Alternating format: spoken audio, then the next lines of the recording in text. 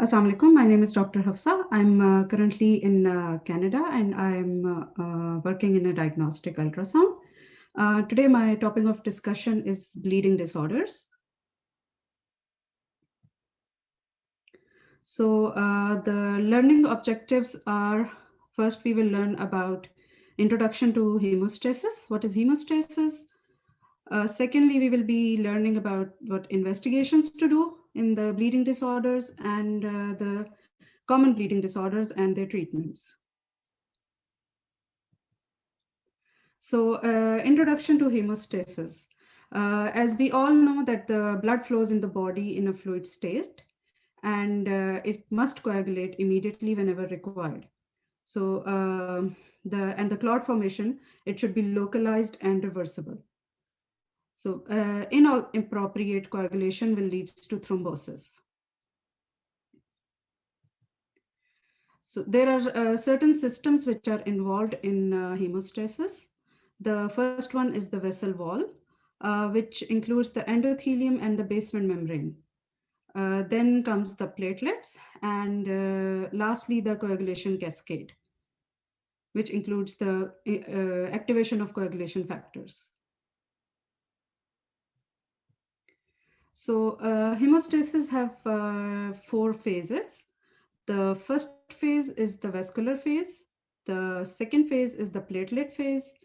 The third phase is the coagulation phase, and the fourth phase is the fibrinolytic phase. So what happens in the vascular phase?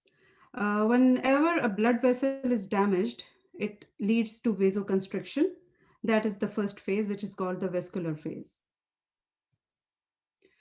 Here you can see it's a general overview of how the hemostasis, primary and secondary hemostasis takes place. First of all, whenever there is injury to the blood vessel, the endothelin is released and at the site of injury. And this is the first stage of which causes vasoconstriction. Then happens the primary hemostasis, in which the platelets aggregate. When the vessel wall is exposed, it has a von Willebrand factor, which is in the lining of the endothelium. So the platelets, they start adhering to the von Willebrand factor, then they change their shape, and then the certain granules are released, like ADP and thromboxane A2. And this then causes the recruitment of other platelets, and then they form a hemostatic plug, which is a temporary plug. Then comes the stage of secondary hemostasis, in which the thrombin is activated and it causes the fibrin to form and forms the solid complete clot, which stops the bleeding. Then after this comes the platelet phase. As I already told you, in platelet phase, the platelets, they adhere to the damaged surface and form a plug. This is just a basic slide which shows the platelet function defects. What happens? As you can see that there is von Willebrand factor at the basement membrane. So, and these round things are the platelets. It has 2 receptors, GP1B and GP2B3A. So what happens is this, when vessel wall is damaged, the GP1B receptor, the green color receptor here, it attaches with the von Willebrand factor. And then the GP2B3A factor, the receptor in blue color is used at which all the other platelets come and attach. So if there is deficiency in the von Willebrand factor, it will cause von Willebrand disease. If there is a deficiency in GP1B, it will cause Bernard-Solier syndrome. And if there is a deficiency in this blue receptor, GP2B3A, it will cause Glasman's thrombasthenia. So all these will cause mucosal bleeding at different sites in the body. Then the coagulation phase comes. There are two separate pathways which are involved in the conversion of fibrinogen to fibrin. One is the intrinsic pathway and the other one is the extrinsic pathway. After that, finally, the fibrinolytic phase comes. In this, the anti-clotting mechanisms are activated and they allow clot disintegration and repair the clot. Hemostasis, there are certain factors which hemostasis depends upon. One is the vessel wall integrity. Next is if there is adequate number of platelets, then the platelet should be properly functioning. There should be adequate number of clotting factors, and there should be a functioning of fibrinolytic pathway. This is a basic diagram showing the clotting mechanism. As you can see, when the vessel is damaged, the collagen is exposed and it releases tissue thromboplastin. And these then activate the factor 10 to 10A. And 10A, when combines with factor 5, it converts prothrombin to thrombin, and which then converts fibrinogen to fibrin. And this is the whole mechanism, the clotting mechanism. Then there are certain lab tests which are done to diagnose the diseases, bleeding disorders. The platelet counts, then there is bleeding time, then the prothrombin time, then activated partial thromboplastin time, and the thrombin time. Normally, the platelets in the body, the value is from 100,000 to 400,000 cells per millimeter cube. And the bleeding time, what does it tell us? It does the assessment of platelet counts and their function, that how well the platelets are functioning. Its normal value should be between 2 to 8 minutes. Prothrombin time, it tells us the effectiveness of the extrinsic pathway, that whether the extrinsic pathway is working good or not. So how effective it is, and its normal value is 10 to 15 seconds. Activated partial thromboplastin time, it tells us the effectiveness of intrinsic pathway, and its normal value should be between 25 to 40 seconds. And the thrombin time, it is the time that thrombin takes to convert fibrinogen to fibrin, and its normal value is 9 to 13 seconds. There are certain causes of bleeding disorders. It could be vessel wall defects, it could be some platelet disorders, it could be factor deficiencies, or then there are some other clinical disorders which can cause bleeding disorders. For vessel wall defects, we know that vitamin C deficiency, which is called scurvy, this is a vessel wall defect. It causes vessel wall defect, and then there are bacterial and viral infections also, due to which certain bleeding disorders occur. Then platelet disorders. There are two types of platelet disorders, thrombocytopenia and thrombocytopathy. Thrombocytopenia is decrease in number of platelets, and in thrombocytopathy, the number of platelets are normal, but they are non-functioning. As I told you just now, that thrombocytopenia is the decreased number of platelets. Whenever there is decreased number of platelets, the bleeding disorder, it is the blood will not clot properly, and it will cause bleeding in the body. The causes of thrombocytopenia could be drug-induced. It could be bone marrow failure. It could be due to hypersplenism, that is when the spleen becomes enlarged. And there could be certain other causes as well. Thrombocytopenia, if first we will talk about drug-induced. It could be caused by the consumption of alcohol and thiazide diuretics. Both of these can cause thrombocytopenia. Then bone marrow failure, there are certain factors which cause thrombocytopenia due to bone marrow failure, and marrow failure can happen due to certain viral infections, some nutritional deficiencies like folate deficiency, vitamin B12 deficiency. Then there's chemotherapy and radiation therapies, infiltration of abnormal cells like in aplastic anemia, leukemia, metastatic cancers. All of these can lead to decreased number of platelets. Then the third cause is hypersplenism. It is increase in the size of spleen, and it causes the destruction of platelets. And it is usually associated with portal hypertension in patients who have cirrhosis. The other causes of thrombocytopenia could be lymphoma, HIV, and idiopathic thrombocytopenia purpura.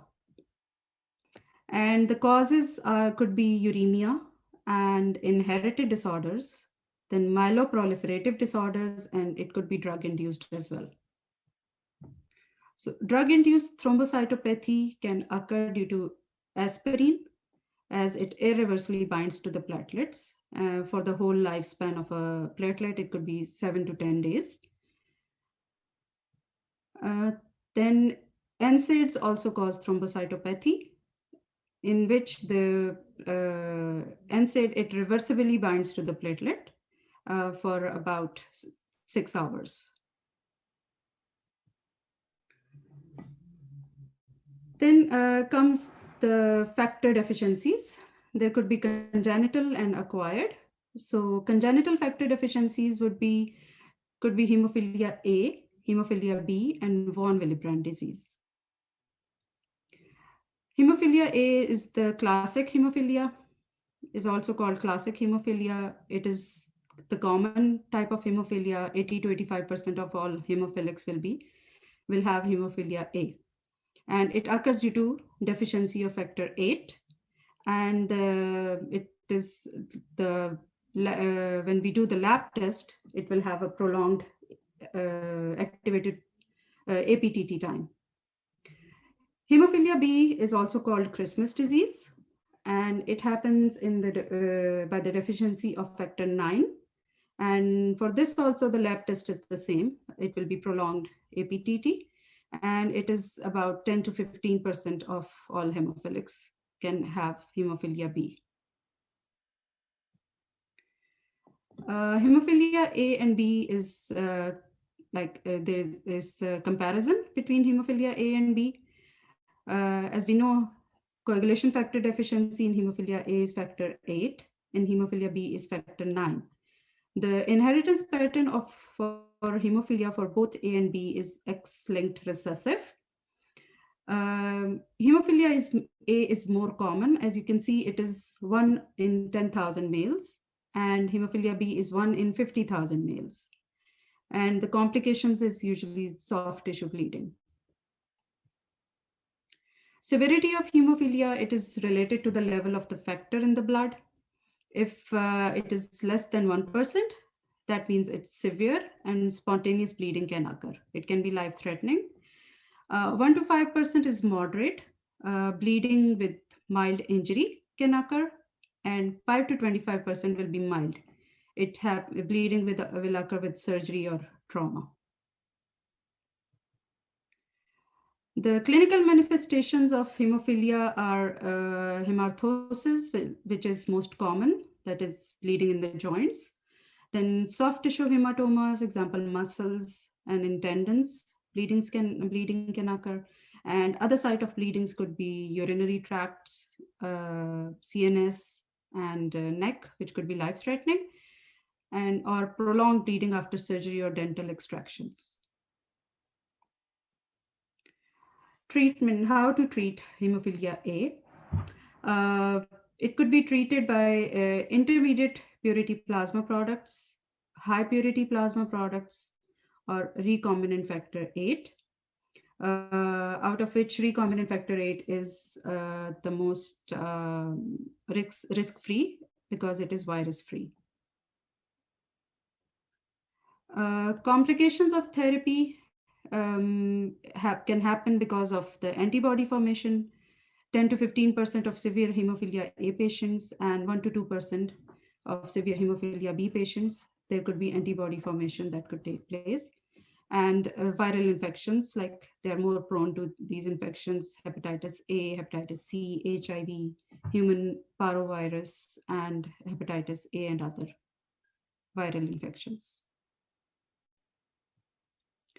Treatment of hemophilia B, we can use an agent high purity factor 9 and recombinant human factor 9. And dose initial will be 100 international unit per kg, or subsequent is 50 international unit per kg every 24 hours. Then comes the factor deficiency. In von Willebrand disease, usually happen due to the deficiency of von Willebrand factor and the amount of factor 8. And the lab results will be, there will be prolonged bleeding time and prolonged APDT. The clinical features of von Willebrand disease is that it is a von Willebrand factor is a carrier of factor 8. It attaches the platelets to the subendothelium. Its inheritance is autosomal dominant. Its incidence is 1 into 10,000. And clinical features is usually mucocutaneous bleeding, which occurs in this disease. Treatment of von Willebrand disease, it varies by classification. So we can use cryoprecipitate, desmopressin, and factor 8 concentrate. And desmopressin is usually used for type 1 disease, and factor 8 concentrate is usually used for type 2 and 3 disease. Then come other disorders which are acquired. It could be oral anticoagulants like coumarin and heparin, some liver disease, malabsorption, or broad spectrum antibiotics. These are all the acquired causes. As we said that acquired causes, the first one was oral anticoagulant. So coumarin is actually a vitamin K antagonist, and it prevents the thromboembolic event. And it is monitored by the prothrombin time. And heparin therapy is monitored by PTT times.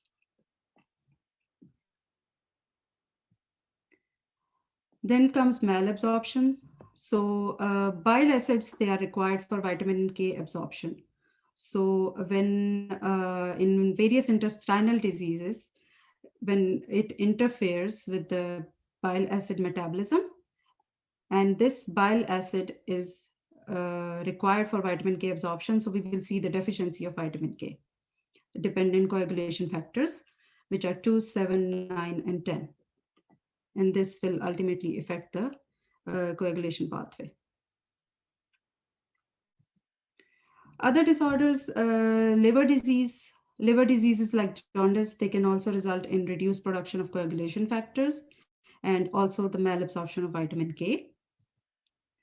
And then comes the broad spectrum antibiotics. So antibiotics, they can cause change in the intestinal flora, which leads to decrease in vitamin K production. As we know that vitamin K is needed for the liver to produce coagulation factors. So if there is decrease in vitamin K, there will be less vitamin K, and this increases the chances of bleeding. Now, some little information about idiopathic thrombocytopenic purpura. As the name suggests, it is idiopathic, and it is an autoimmune platelet destruction. It is the most common cause of isolated thrombocytopenia in healthy young persons, and it is a diagnosis of exclusion, as there are no specific tests for this disease, this condition. The clinical features are, it can occur in any age or sex. but more common in young females. It can be preceded by a viral infection, and the signs and symptoms depend on the platelet count. Its onset is insidious most of the time. The lab test for idiopathic thrombocytopenic purpura is that it is a diagnosis of exclusion, and there are no sensitive and specific tests available for this. It is isolated thrombocytopenia. There will be normal prothrombin time and PTT, and bone marrow investigation is not needed in a straightforward case. So the treatment depends on if there is bleeding or if there is no bleeding. So if there is no bleeding and the platelet count is more than 50, then the treatment is not indicated. If the platelet count is 20 to 50 and there is no bleeding, the treatment usually not needed. We have to monitor closely. This is 20 to 50,000. And if the platelet count is less than 20,000, the treatment indicated with one or more of the following: prednisolone, IV immunoglobulins, rituximab, immunosuppressive agents. And splenectomy is only needed if relapsing severe idiopathic thrombocytopenic purpura.